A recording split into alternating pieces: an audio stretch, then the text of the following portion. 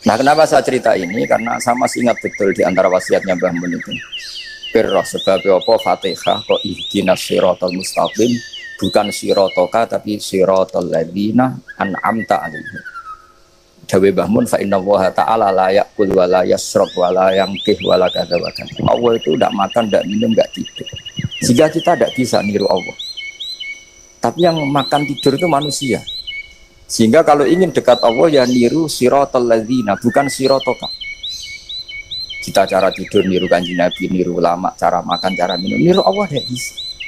Makanya enggak, bukan ihdinas siratal mustaqim sirotoka, tapi sirotol ladina an'amta. Maka dalam beragama itu butuh master, butuh panutan. Ya tentu Mbah Mun oleh ngendikan pakai luwet orang-orang kuno. Cara Mbah Mun pakai cantolan. Maka saya punya makalah banyak dari Bapak, dari Mbah Mun, dari Mbah Zubair, dari sampai saya itu hafal sanad sampai Rasulullah Shallallahu Alaihi Wasallam. Karena yang bisa mengawal ilmu itu sanad. Termasuk saya di sini bawa kitab Ar-Risalah Al-Qusairiyah. Nanti saya baca beberapa panutan kita. Di sini ada Abdul Qasim Al-Junaidi, ada Abu Yazid Al-Bustami, ada banyak ulama yang ditulis Ar-Risalah Al-Qusairiyah. Dan itu yang membentuk Imam Ghazali, kitab Ar-Risalah Al-Qusairiyah. Tapi sekarang kita ini tidak belajar lagi tentang tasawuf. Tasawuf itu Abdul Qasim Al-Junaidi jadi wali itu bukan wiridannya terlalu banyak. Enggak. Beliau pernah bikin satu kalimat yang menjadikan Allah itu ridho. Kalimatnya begini, kalau malam beliau wiridan gini, ya Allah, kenapa engkau ngasih rezeki saya? Padahal engkau tidak butuh saya. Kalimatnya sederhana. Kalau seorang majikan ngasih servis sama karyawannya, memang butuh pekerjaannya. Orang tua ke anak butuh kasih sayangnya. Tapi engkau ini zat yang tidak butuh saya, tidak butuh kita. Ngapain ngasih? Jadi punya sisi betapa Allah itu luar biasa. Wong tidak butuh kok. Ngasih itu kan luar biasa. Jadi karena mensifati seperti itu Allah itu ridho. Itu luar biasa. Normalnya orang memberi itu kan, apalagi orang memberi kiai itu kacau sekali. 1.000 jaluk swarga. Salam template 1 juta wae jaluk kok. Swarga itu parah lagi. Nanti kalau enggak masuk surga diundat-undat. Itu ngeri lagi itu. 1 juta minta apa? Surga. Sayyidina Ali itu diantara sebabnya beliau dekat Allah itu karena muamalahnya sama Allah itu benar. Di antara muamalah itu yang diriwayatkan di kitab Ar-Risalah Al-Qusairiyah adalah masyhur. Kafani izzan antakuna li rabban wa kafani fakhran an akuna laka abdan. Tiap malam ya beritanya itu, ya Allah, saya sungguh sangat mulia karena engkau yang jadi Tuhan. Coba kalau saya dituhani manusia yang mati atau dituhani siapa yang mati juga. Wa kafani fakhran an akuna laka abdan. Saya ini bangga sekali karena jadi budak, jadi hamba zat yang tidak mati. Jadi pakem-pakem yang menjadi masyrab kalau dalam bahasa tasawuf itu yang menjadikan wali. Sehingga yang dikatakan ibadah itu apa? Ma'rifatullah. Mengenali Allah secara benar. Jadi jangan kira wali-wali dulu terus terlalu istiqomah, ada juga. Mereka punya pakem yang menjadikan Allah itu ridho. Saya beri contoh nih di sini banyak makalah nanti saya beberapa baca tabarruk. Banyak riwayat dari orang-orang sufi. Nabi Ibrahim itu pernah ketemu orang Majusi. Beliau terkenal sakhok, terkenal sakhian. Ketika ketemu orang Majusi, ya Ibrahim saya ini sehari saja ngasih makan saya. Kamu kan tukang ngasih makan orang. Terus ya tapi bisarti antus lima, kamu harus Islam. Fikihnya Nabi Ibrahim adalah kalau saya menolong dia berarti nolong orang kafir. Setelah orang itu lewat berlalu karena Nabi Ibrahim gak mau hormat, Allah memberi wahyu ke Nabi Ibrahim. Kenapa ya Ibrahim tidak kamu terima 1 hari, kamu kasih makan 1 hari? Ya karena dia Majusi. Kata Allah, dia umurnya berapa? 60 tahun. Tanyakan, pernah kelaparan kan hanya hari ini? Iya ya Allah. 60 tahun dia kafir tak kasih makan. Minta kamu sehari aja kok gak boleh. Akhirnya Nabi Ibrahim dipanggil orang Majusi, dikejar dipanggil. Ayo tak kasih makan 1 hari. Kok kamu sekarang jadi baik? Habis ditegur Tuhan. Terus kata, ahakada yu'amiluni. Apa seperti itu Tuhan memu'alamalai saya? Ya na'am. Akhirnya Islam orang Majusi. Jadi itu lagi-lagi ilmu. Jadi yang dikatakan ilmu itu satu teori atau kalimat atau apa saja yang menjadikan kita ini pakem. Meskipun pakem itu kadang sulit diterima orang-orang khusus. Orang khusyuk itu ya nyun sewu ada sisi nakalnya. Makanya Mbah Mun sering kayak jargon masyhur. Zada khusyuan, zada jalan, tambah khusyuk tambah bodoh. Bukan bodoh dengan makna salah itu enggak. Memang kadang terus anti ilmu. Misalnya gini, ini contoh yang karena saya ini mengkhidmati ilmu, saya beri contoh yang urusan ilmu. Ada orang sujud diinjek orang fasik, kepalanya diinjek orang fasik. Terus si orang yang sujud tadi ini ada di Sahih Muslim, juga ada di Ihya. Wallahi la yaghfiru wa laka. Pakai sumpah, wallahi la yaghfiru wa laka. Allah langsung mewahyukan ke Nabi fi hadzal zaman, fi tilka zaman atau fi dzalika zaman. Man dzalladzi yata'alla alayya alla aghfira li fulan qad ghafartu lahu wa ahbatu amalak. Katakan ke orang itu, siapa yang mencatut nama saya yang hanya berstatus tidak memaafkan. Itu enggak fair. Saya ini Tuhan kok bisa yaghfir, bisa yu'adzib. Kok sifat saya tinggal satu yu'adzib itu gimana? Dicatut separuh itu Allah tidak terima. Tapi kalau kita baca Quran, saya ini sama orang fasik ya benci. Wong saya ini orang soleh, setidaknya pura-pura soleh lah. Karena di depan para kiai. Tapi mau tidak mau. Ketika Allah mensifati dirinya tentang orang munafik gimana? Wa yu'adzibal munafiqina in sya'a au jatuh. Itu cocok tidak cocok, potensi memberi tobat itu ada. Meskipun sama kalau orang munafik, tapi ya tetap bacanya wa yu'adzibal munafiqina ya in sya'a au jatuh. Rasulullah kayak apa bencinya dengan Wahsy karena qatilu Hamzah. Tapi Nabi tunduk sama konstitusi Quran. Laisa laka minal amri syai'un aw yatuba alaihim aw yu'adzibah. Akhirnya Allah malah memberi tobat sama qatilu Hamzah yaitu Wahsy. Ini pentingnya baca lagi. Kalau kita tidak baca, hanya khusyuk saja, tidak baca, pasti sama orang yang menginjak orang sujud tadi, yang menginjak pasti salah, nggak dimaafkan. Bongso pasti. Pertanyaannya adalah, betulkah Allah punya sifat satu, yaitu yu'adzib? Makanya kalau kita baca, misalnya baca Quran, walillahi mulkus samawati wal ardh, ya sudah, yaghfiru liman yasha wa yu'adzibu man yasha. Kalau nuruti rasa kita, ya inginnya ke kita, yaghfir, ke orang lain yu'adzib. Tapi Tuhan kan nggak terima. Saya ini Tuhan kok didikte makhluk saya ini gini, nggak bisa. Sehingga ya ini lagi-lagi ilmu. Makanya saya cocok nggak cocok itu suka baca. Saya suka sekali baca. Mulai ulama dulu, ulama modern, setengah dulu. Mulai ulama yang kedunian sampai setengah kedunian. Suka. Saya dulu tuh nggak suka uang. Karena saya memang tadi mbah saya dari bapak itu wali mas tadi. Kalau tadi Mas Nadif jujur, mulai Mbah Soleh itu suka bully mertuanya, jadi saya alhamdulillah dia jujur. Jadi, Mbah Soleh itu menantunya Raden Asnawi, itu ya bully-bulian sama ini terus ditiru beliau ini. Itu nggak suka sebenarnya. Saya itu ya pokoknya tadi kalau orang daftar wali itu kan nggak suka sama. Karena mereka nangis ketika Allah ngendikan wa aqidu atau ayat-ayat anfiku atau orang baik disifati wa aqradu wa qardan hasanah. Itu hadal khitab li ahlil jibdi wasarwah. Ini khitab untuk orang kaya. Kalau isin Gusti jenengan nampen ngongkon infak kok kalau diinfak. Jenengan nampen ngongkon ngamal kok kalau di ngamali. Jadi maka yuhibbunal mal, mereka tidak suka harta. Walakin diana luladzatal khitab bil infak, dan itu harus kaya dulu untuk bisa infak.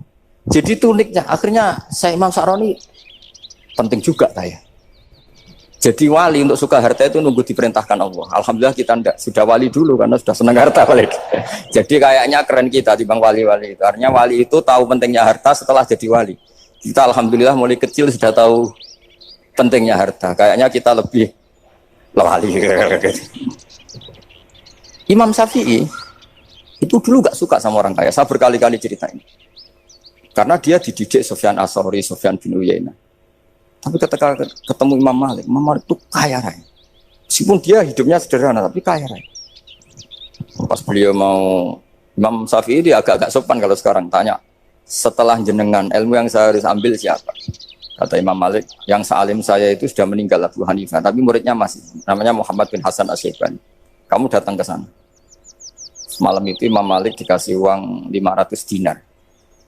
Padahal 1 dinar itu 4,25 gram, bisa dihitung berapa ratus juta. Terus separuhnya dikasihkan Imam Syafi'i. Nah, tidak kasangoni. Pagi-pagi diajak ke Baki. Dulu Baki itu ada kafilah rental unta. Mana kafilah yang mau ke Irak? Kita, ya sudah ini antar, tak bayari. Diantar Imam Syafi'i. Diantar ke Imam Muhammad bin Hasan Asy-Syaibani di Irak. Itu ketemu Muhammad bin Hasan Asy-Syaibani pertama itu apa? Beliau itu kalau ngitung uang di meja. Emas-emasnya di meja, uangnya dolar, semuanya di meja. Tambah kaget, ini saya sama Imam Malik ingkar, ini malah lebih parah lagi. Kata Muhammad bin Hasan Asy-Syaibani, "Atak jabu min hadza." Kamu kagum dengan ini, merasa aneh? Iya. Ya sudah, ini tak kasihkan orang fasik. Tiga demenan, tiga judi. Jangan, jenengan saja. Kalau jenengan kan orang soleh dipakai kebaikan, berarti orang soleh boleh kaya. Angsal-angsal kan besar. Semenjak itu Imam Syafi'i kebablasan. Sampai fatwa kiai fakir itu haram. Kiai bisa bikin rumah bagus, bikin rumah jelek. Haram. Puasa al-Islam ya Allah wala yulah. Nah, lagi-lagi kebetulan kita sebelum ngaji Imam Syafi'i sudah seperti itu. Jadi ini justifikasi. Lagi-lagi itu ilmu. Seorang lagi-lagi itu akhirnya saya baca kitabnya Imam Sa'roni namanya Al-Minanul Kubro.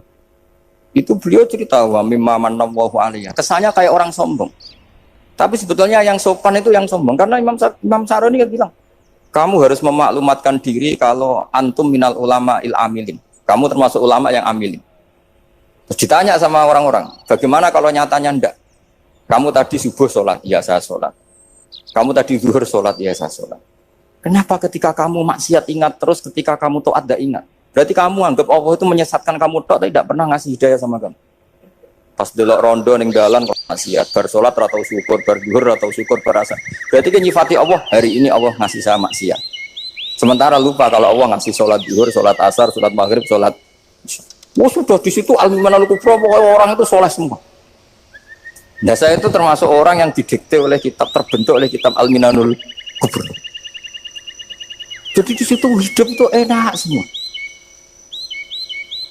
Makanya saya itu masih ingat dialeknya dua orang alim. Nggak berusaha sebut, ini agak sensitif karena ceritanya itu ada anaknya kiai mau nyalek. Karena dia anaknya kiai tanya, Mbah, dalilnya nopo nanti yang kepengen jadi jabatan, mencari jabatan susah. Kalau yang jawab tak sebut nggak apa-apa namanya. Jawabnya Mbah Mun, oleh nggak apa-apa. Nabi Yusuf juga ada jabatan. Terus beliau baca qalat alni ala khuzainil ardi inni khafifun alim. Nabi Yusuf juga ada jabatan ya Rabb. Didebat sama orang alim. Itu Nabi Yusuf syariatnya itu mansukhoh bi syariati Rasulullah Muhammad sallallahu alaihi wasallam. Setelah tamunya pulang, Mbah Mun dibantah gitu. Dari Mbah Mun gini bilang, anut kiai wae oleh pemenang anut Nabi. Sama ingat kalimatnya. Anut kiai wae oleh pemenang anut. Artinya Nabi Yusuf kan minta jabatan ij'alni ala khuzainil ard. Jadi akhirnya semenjak itu fikih-fikih ilmu tadi saya ulang lagi. Akhirnya saya cari, termasuk saya disuruh bangun. Saya golekno dalile nak wong soleh oleh jabat. Atengku, wong dalil kok diorder saya ya sempat. Ternyata saya cari-cari ya tadi am yahsudunan nasa alama atahum wa min fadlillah faqad ataina ala Ibrahim alkitab wal hikmata wa atainahum mulkan azim. Keluarga Nabi Ibrahim di antara sifat yang disebutkan Allah adalah dikasih mulkan azim. Sebab itu akhirnya kiai Indonesia itu mazhabnya Syafi'iyah semua. Politik ya kerso, jabat ya kerso, proposal ya kerso. Saya ini, maksud saya ini yang menyelamatkan ilmu. Kalau orang khusyuk pasti gedeng. Kiai kok gelem proposal, kiai kok para pejabat. Tapi orang ilmu setuju. Nah saya nggak tahu setujunya itu bawaan ilmu apa bawaan nafsu tadi itu yang mulai saya data.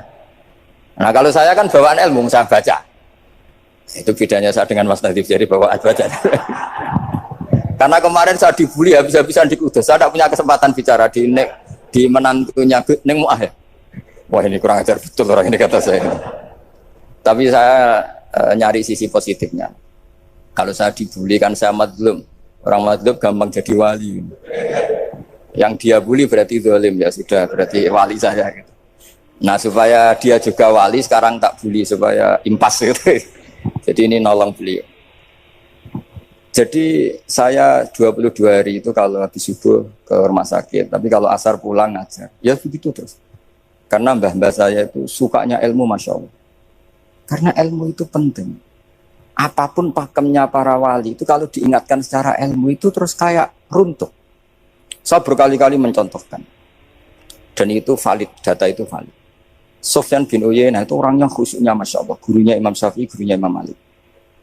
Itu beliau menceritakan dalam kitab Khilyatul Auliya. Nabi Isa itu senangannya itu ceria sekali. Nabi Yahya itu senangannya bersemut, abusan, suka kayak takut akhirat, takut penyakit. Tapi bukan takut corona, enggak yang jelas. Saya akhir-akhir ini fatwa, sekarang jangan baca Uwais Al-Qarani, tapi Al-Qarni. Meskipun saya tahu ada yang baca Qarani di kitab-kitab, ada yang baca Qarni. Tapi sekarang wajib dibaca Al-Qarni sementara. Sekali dibaca Al-Qarani itu nisbatun ilah.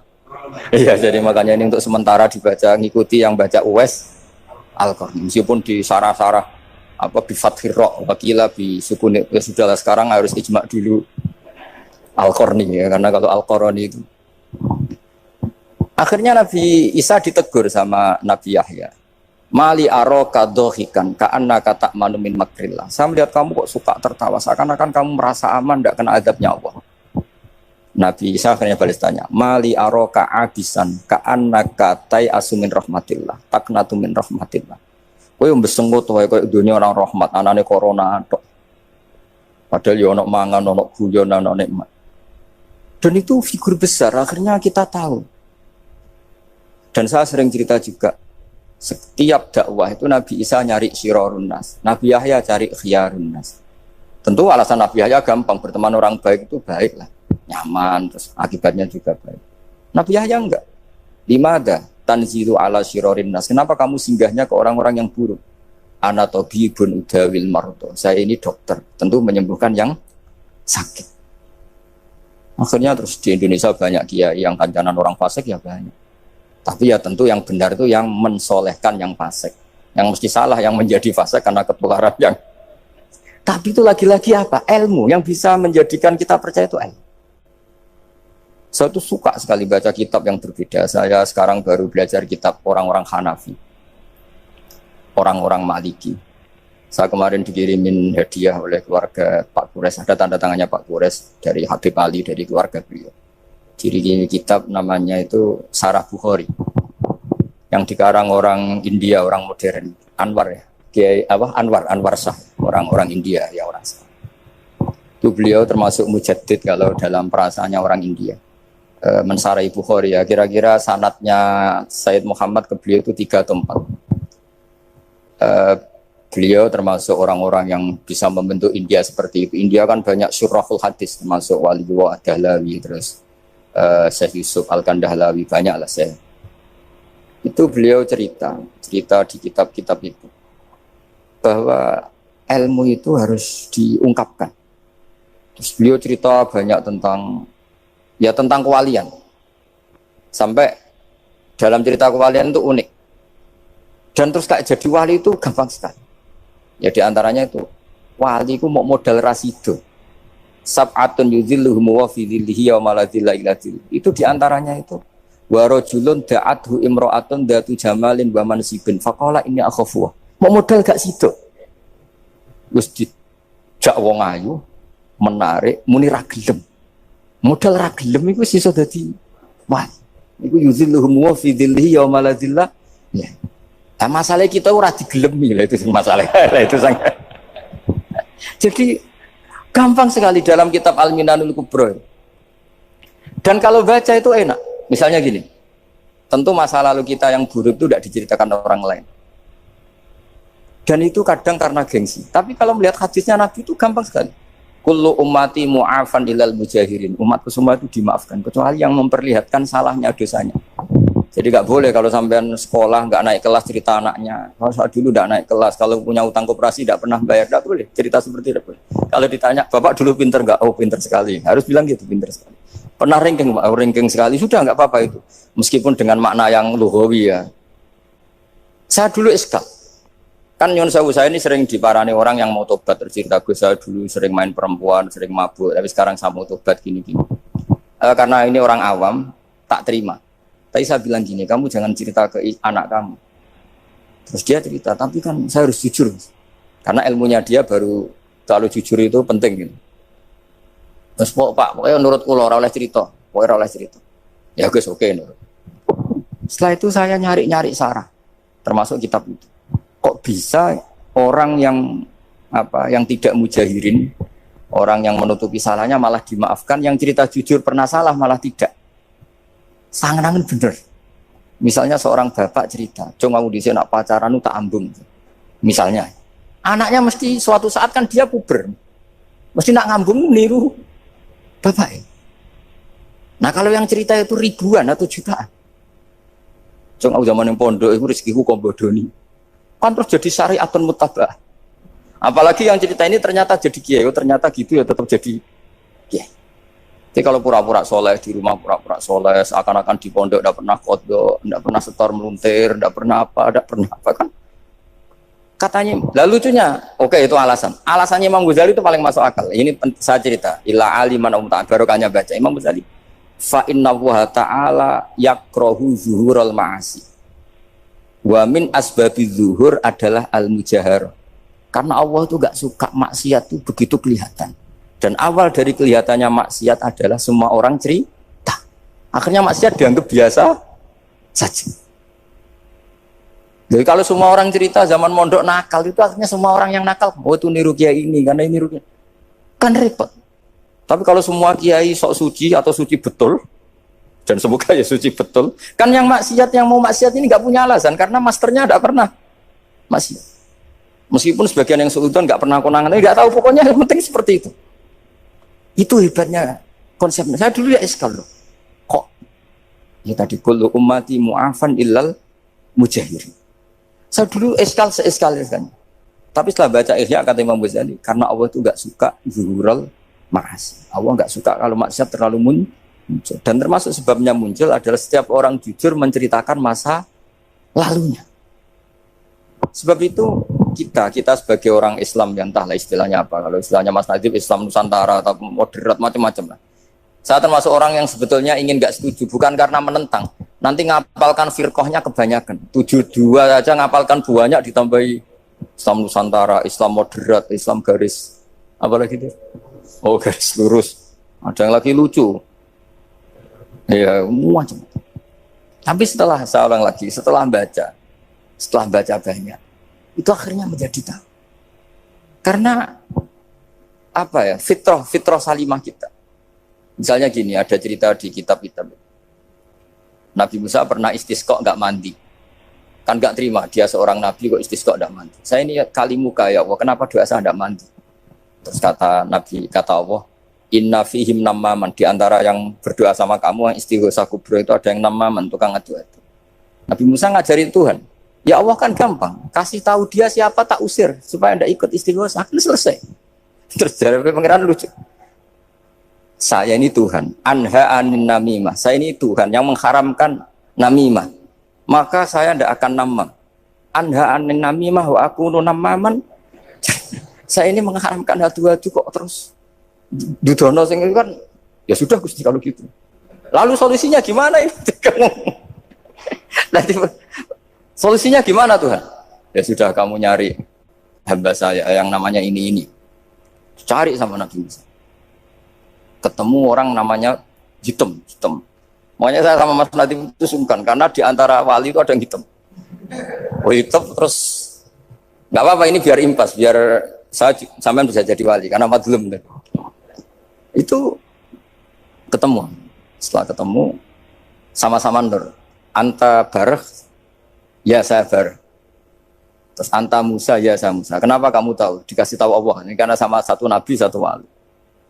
Terus saya ini mau istisqa gak mandi, tapi sama Allah disuruh minta doa sama kamu. Itu doanya tuh ngawur sekali, bukan sekedar ngawur sekali. Ya Allah, apa engkau sudah tidak punya stok air sehingga tidak ada hujan? Gitu. Apa angin-angin sudah tidak nurut sama jenengan sehingga tidak bisa menghalau awan untuk menurunkan hujan? Faka ada Musa ayab tisau, itu di semua kitab. Musa hampir saja jotos, dianggap doa yang enggak sopan. Tapi kata Allah, la tadribhu ya Musa fa innahu adhakani fil yaumi salasa marrat. Dia bisa bikin senyum saya sampai 3 kali. Lu soal mereka maksiatuhum la tadurruka. Maksiat mereka itu tidak ngefek ke engkau kok jenengan pertimbangkan. Maksiatuhum la tadurruka. Akhirnya langsung hujan. Jadi kadang doa itu ada yang ngawur. Maksiatuhum, makanya saya itu kadang berani berdoa Indonesia aman. Secara fikih ya kadang kok nak gak ono apa-apa sing maksiat meneh. Kadang yo mikir. Yo nak sing taat meneh, tapi kok nak ono apa-apa sing maksiat yo maksiat. Saya pernah ketika Jogja sering gempa itu pernah mau berdoa. Ya Allah semoga bebas dari gempa, tapi terus saya mikir. Memang kalau nggak ada gempa ya yang sholat aman, tapi yang maksiat juga daripada menggurui Allah sudahlah, tidak berani berdoa sudah Gusti ini dunia ini jangan pun terserah jenengan. Tapi saya sebagai orang Muslim sing apian kan ya kepengen arham linnas. Boleh dalil lu kangelan, tapi gara-gara baca Barakh tadi, maksiatuhum la tadurruka. Maksiat mereka itu tidak bahaya bagi kita. Pun Gusti rasa kakean pertimbangan pun udan mawon. Udan langsung.